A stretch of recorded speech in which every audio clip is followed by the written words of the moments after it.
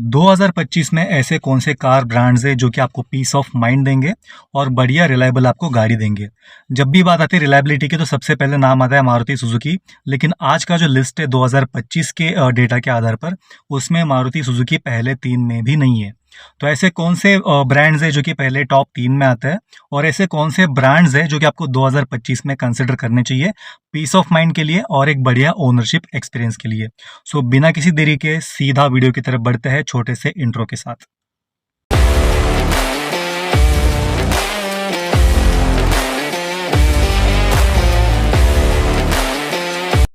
Video में आगे बढ़ने से पहले आप सभी से एक रिक्वेस्ट है, अगर आपने अब तक चैनल को सब्सक्राइब नहीं किया प्लीज़ कर दीजिएगा। आपके लिए बिल्कुल फ्री ऑफ कॉस्ट है, लेकिन आपके बाइंग डिसीजन को आसान बनाने में हमारे वीडियो आपको हमेशा हेल्प करेंगे। इसी के साथ जो हमने इनिशिएटिव लिया है, जहाँ पे किसी फैमिली में एजुकेशन के लिए, बुक्स परचेस करने के लिए, स्कूल यूनिफॉर्म के लिए या फिर मंथली मेडिसिन के फाइनेंशियल एक्सपेंसेस के लिए कोई आपको हेल्प चाहिए, तो आप ऐसे परिवार का डिटेल हमें ईमेल कर सकते हो। जितना हो सके हम ऐसे परिवारों की हेल्प करने की कोशिश हमारे एंड से करेंगे।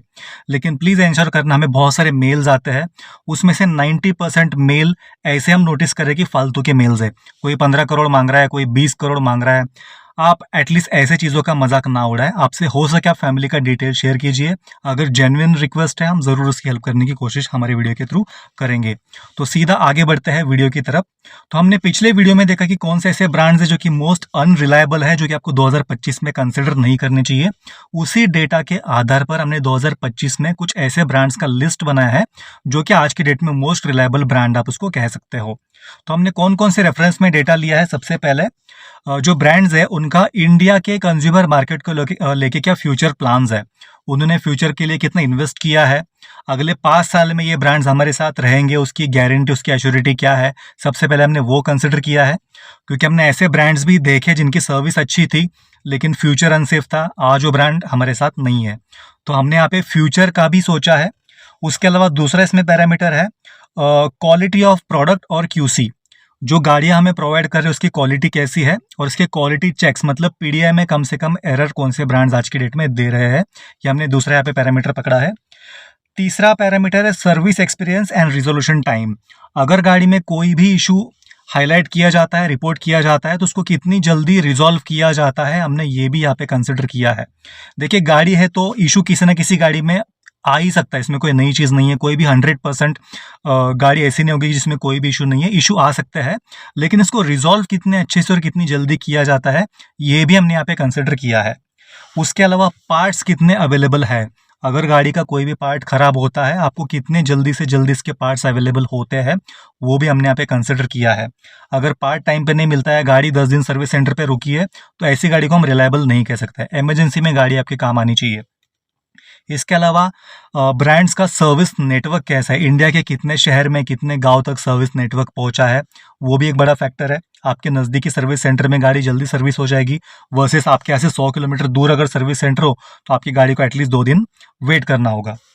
इसके अलावा इसमें हमने और एक पॉइंट पकड़ा है, जो कि है नए कार में कितने ग्लिचेस आ रहे हैं और पीडीआई के वक्त कितने मैक्सिमम ग्लिचेस रिपोर्ट किए गए हैं। उस डेटा के आधार पर भी हमने यहाँ पे कंसिडर किया है कि जिसमें कम से कम ग्लिचेस और कम से कम पीडीआई इशू कौन से ब्रांड में रिपोर्ट किए गए हैं। ये हमने रेफरेंस के डेटा के पैरामीटर्स के बेसिस पे हमने यहाँ पे ब्रांड्स यहाँ पे रैंक किए हैं। तो अगर ये रैंकिंग में पिछले 2 से 3 साल पहले करता तो हर कोई ऐसे इसको सीक्वेंस में लाता। सबसे पहले मारुति सुजुकी होती, फिर ह्युंडई, उसके बाद टोयोटा, उसके बाद होंडा, उसके बाद किया, फिर महिंद्रा, टाटा, एमजी, फोक्सवैगन और स्कोडा। ये सीक्वेंस में डेटा होगा और आप में से बहुत लोग इससे अग्री भी करेंगे। लेकिन 2025 में ये सारे पैरामीटर्स अप्लाई करने के बाद में, ये सारे फिल्टर्स अप्लाई करने के बाद में पिक्चर यहाँ पे थोड़ा सा बदल जाता है। कुछ ब्रांड्स ऐसे भी है जो कि आज से 2-3 साल पहले इसको हम रिलायबल नहीं कह सकते थे, काफ़ी इंप्रूवमेंट दिखा के रिलायबल की लिस्ट में आ चुके हैं। कुछ ब्रांड्स ऐसे भी है जो कि एक समय पे सबसे रिलायबल थे, लेकिन अभी उनकी रैंकिंग थोड़ी बहुत नीचे इम्पैक्ट हो चुकी है। तो सबसे पहले हम देखते हैं कि नंबर 1 पे कौन आता है।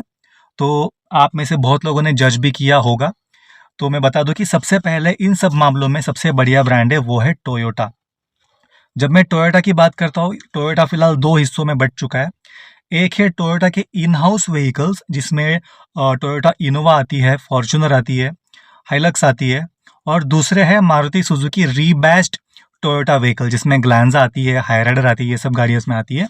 तो यहाँ पे जो नंबर 1 रैंकिंग पे है, इसमें टोयोटा के इन हाउस व्हीकल्स सबसे ज़्यादा रिलायबल 2025 में आप इनको कह सकते हो। आपको बिल्कुल पीस ऑफ माइंड देंगे, आंख बंद करके इसको आप सालों साल गाड़ियों को चला सकते हो, कुछ प्रॉब्लम नहीं देती है। इसमें देखिए सबसे कम फेल्योर रिपोर्ट किए गए हैं टोयोटा के इन हाउस व्हीकल्स में। इनका क्वालिटी चेक्स बहुत ही बढ़िया से होता है। 3 लाख 5 लाख किलोमीटर चलने के बाद भी इनोवा फॉर्च्यूनर मक्खन की तरह आज भी चलती है। इतनी बड़ी गाड़ी होने के बावजूद इसका मेंटेनेंस कॉस्ट कंपैरेटिवली बहुत कम है, बहुत ही अफोर्डेबल है, एकदम आपको हमेशा नए जैसे ही फील होगी। तो in house Toyota vehicles reliability के मामले में आप इसको नंबर 1 पे कंसिडर कर सकते हो 2025 में। उसके बाद नंबर 2 पे एक ऐसा ब्रांड आता है जो इंडियन कंज्यूमर को किसी भी ब्रांड से ज़्यादा बेहतर समझ चुका है या फिर समझ सकता है। एक मिडिल क्लास के पैसे को पूरी वैल्यू कैसे देना, ये ब्रांड बखूबी जानता है, और इसी के चलते ये ब्रांड फिलहाल हमारे लिस्ट में टॉप 2 में सेकंड नंबर पे आता है, जो कि है किया मोटर्स। जी हाँ, मारुति और ह्युंडई से पहले किया मोटर्स यहाँ पे आ रही है। इसके पीछे रीजंस भी है। सबसे पहले इनका इंडिया को लेके सीरियसनेस और इंडिया को लेके फ्यूचर और इंडियन कंज्यूमर को समझने का और उनके हिसाब से डिलीवर करने का तरीका, ये सब देख के ये लंबे समय तक टिकेगी। आप जो इनसे डिमांड करोगे वो ये ब्रांड आपको फुलफिल करने की कोशिश ज़रूर करेगा। ये कस्टमर की सुनने वाला ब्रांड आप इसको कह सकते हो। इसमें देखिए सर्विस एक्सपीरियंस आपको बहुत ही अच्छा मिलेगा, इनके सेल्स भी अच्छे हैं और सर्विस क्वालिटी भी उतनी अच्छी है। कोई भी आप इशू हाईलाइट करते हो ऑन टाइम इसको रिजॉल्व किया जाता है। टॉप नॉच इनकी क्यूसी है, क्वालिटी चेक बहुत ही बढ़िया तरीके से करते हैं, और इनका रिस्पांस टाइम भी दूसरे ब्रांड से काफ़ी ज़्यादा अच्छा है। तो ये सब चीज़ों को कंसिडर करके किया मोटर्स हमारे रैंकिंग में नंबर 2 पे 2025 में आ रही है। नंबर 3 पे आती है ह्युंडई। जी हाँ, इनका भी ये वैसे तो किया ह्युंडई का ही एक पार्ट है, सिस्टर कंपनी है, लेकिन ब्रांड वाइज देखे तो किया के बाद ह्युंडई आती है। किया ने कुछ ज़्यादा ही यहाँ पे सीरियसनेस दिखा है इंडियन बायर्स की तरफ। तो ह्युंडई 3 नंबर पे, टॉप नॉच क्वालिटी इसकी है, क्यूसी बहुत ही बढ़िया करते हैं। इसमें कोई भी अनरिजॉल्व इशू छोड़ते नहीं है। कोई इशू अगर हाईलाइट किया तो उसको जल्दी से जल्दी रिजॉल्व करने की कोशिश करते हैं। अफोर्डेबल पार्ट्स है, सर्विस नेटवर्क इनका बहुत ही बढ़िया है, और अफोर्डेबल के साथ ही साथ आपको किसी भी शहर में छोटे शहर में भी इनके पार्ट्स आपको मिल जाते हैं। तो सर्विस को लेके ह्युंडई में कभी कोई दिक्कत आती नहीं है। टॉप नॉच क्वालिटी देते हैं और छोटी सी छोटी चीज़ का भी अच्छे से ख्याल रखते हैं। तो ह्युंडई में भी रिलायबिलिटी के मामले में इनकी गाड़ी आप आँख बंद करके ले सकते हो। 4 नंबर पे आती है इंडिया की सबसे बड़ी जो कार सेलिंग कंपनी है, वो है मारुति सुजुकी। ये 4 नंबर पे आ रही है। इनका देखिए सबसे बड़ा यूएसपी है, इनके पास सबसे लार्जेस्ट सर्विस नेटवर्क है। छोटे से छोटे शहर में, छोटे से छोटे गांव तक इनका सर्विस नेटवर्क पहुंच चुका है। इनके पार्ट्स आपको कहीं पर से भी आप परचेस कर सकते हो, पार्ट्स आपको आसानी से मिल जाते हैं। किसी भी ब्रांड से ज़्यादा आसान मारुति के पार्ट्स खरीदना है। इनके गाड़ी में मैकेनिकल फेलियर्स, मैकेनिकल ग्लिचेस बहुत ही कम रिपोर्ट किए गए हैं।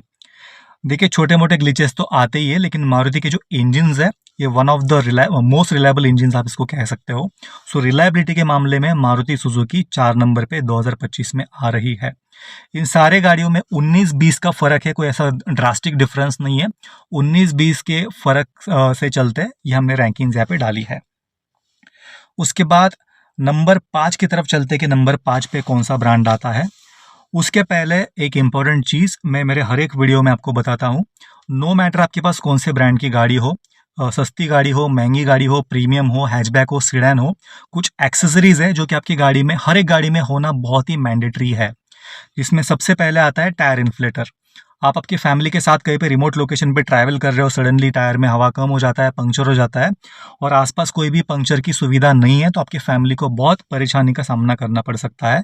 ऐसे में आपकी गाड़ी में इमरजेंसी के लिए टायर इन्फ्लेटर होना बहुत ही ज़रूरी है। इसका मैंने आपको लिंक दिया है डिस्क्रिप्शन और कमेंट बॉक्स में, और पिन कमेंट में भी। आप वहाँ पे जाके इसको आज ही परचेस कर सकते हो। अप टू 60% के इसके ऊपर डिस्काउंट है।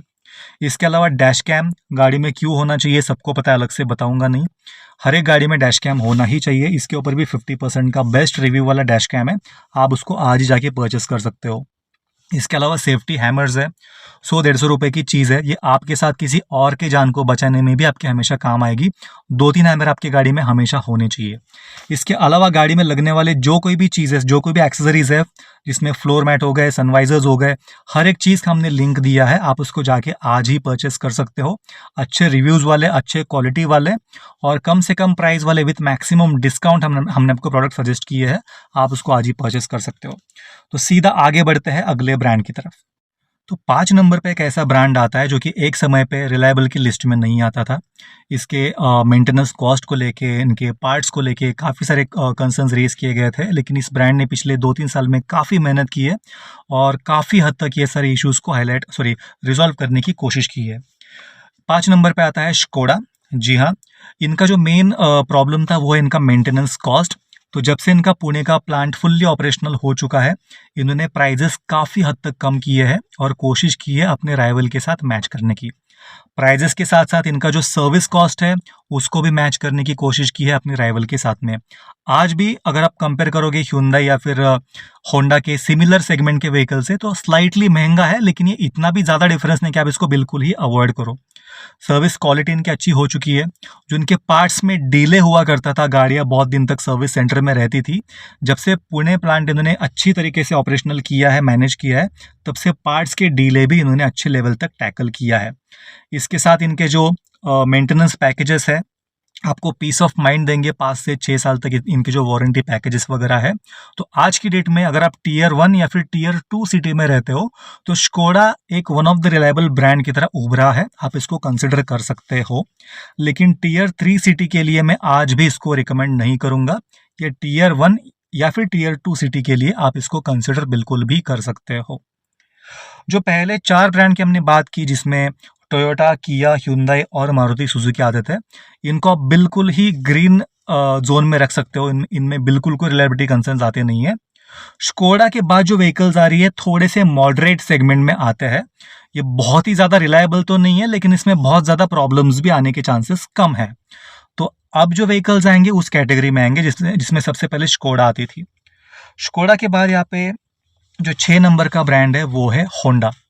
अभी आप में से बहुत लोग इसे डिसएग्री करेंगे, होंडा का नाम आइडियली टॉप 3 में होना चाहिए था और मैं भी इसको मानता हूँ। अगर मैं सिर्फ सर्विस की बात करूँ, रिलायबिलिटी की बात करूँ, इंजन की बात करूँ, सर्विस एक्सपीरियंस की बात करूँ, तो इन सब मामलों में होंडा टॉप नॉच है और बिल्कुल पहले टॉप 3 में अपनी जगह डिजर्व करता है। लेकिन होंडा नंबर 6 पे इसलिए आ चुका है क्योंकि इंडियन कंज्यूमर मार्केट को लेके इनका जो विजन है वो आज तक क्लियर नहीं कि आगे ये क्या करने वाले हैं।